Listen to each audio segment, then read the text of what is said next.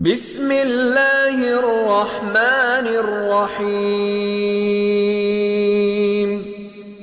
ألهاكم التكاثر حتى زرتم المقابر كلا سوف تعلمون ثم كلا سوف تعلمون كلا لو تعلمون علم اليقين لترون الجحيم ثم لترونها عين اليقين